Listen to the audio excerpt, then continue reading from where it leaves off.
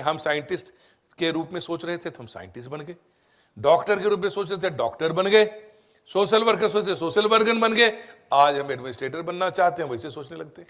मनुष्य के पास सबसे बड़ी ताकत क्या है जो दूसरे जानवरों से अलग करता है? सोचने की ताकत। इंसान बड़ा और छोटा किस बात से होता है? सोचने की ताकत, राइट ना? इंसान अच्छा और बुरा कैसे होता है? सोचने की ताकत। खुश रहना या नहीं रहना यह भी सोचने की ताकत है इंसान का, राइट? यदि हम अपनी सोच पे काम कर लें तो हम जैसा बनाना चाहते हैं हम बन जाएंगे। हम साइंटिस्ट के रूप में सोच रहे थे तो हम साइंटिस्ट बन गए, डॉक्टर के रूप में सोच रहे थे डॉक्टर बन गए, सोशल वर्कर सोचते सोशल वर्कर बन गए, आज हम एडमिनिस्ट्रेटर बनना चाहते हैं वैसे सोचने लगते हैं। बेसिक क्वालिटी ऊंचाई में जाने के लिए सबकी एक ही होती है, फिनिशिंग क्वालिटी। एप्टीट्यूड एक ही जैसा होता है अच्छा करने के लिए, सक्सेसफुल होने के लिए। कुछ स्पेशल क्वालिटी प्रोफेशन के हिसाब से होता है। आप अच्छा स्पोर्ट्समैन बनना चाहते हैं, बेसिक एटीट्यूड एक ही जैसा चाहिए, बिलीफ सिस्टम चाहिए, वर्किंग स्टाइल चाहिए, आपकी इमोशनल इंटेलिजेंस चाहिए, सब वही चाहिए। लेकिन फिर आपका अभ्यास स्पोर्ट्स वाला हो जाएगा। कलाकार बनना है, सारे म्यूजिक के ऊपर भी प्रैक्टिस करनी है, सातों स्वर के ऊपर साधना है, एटीट्यूड अप्रोच वही होगा, लेकिन हम साधेंगे उसके लिए।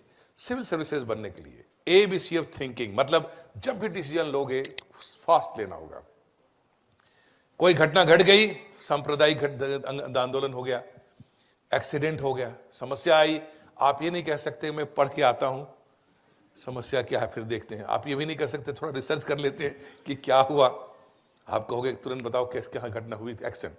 ABC ये डेवलप करने पढ़ते डिस्कशन में पूरी तैयारी का मतलब ये है कि ऐसे तैयार करेंगे अपने आप को कि हम तुरंत डिसीजन ले सकते हैं। एग्जामिनेशन में क्या कहा, 20 क्वेश्चन लिखने होंगे, यही UPSC चेक कर रही है कि 20 क्वेश्चन तुम 3 घंटे के अंदर 200 वर्ड में कैसे लिखोगे।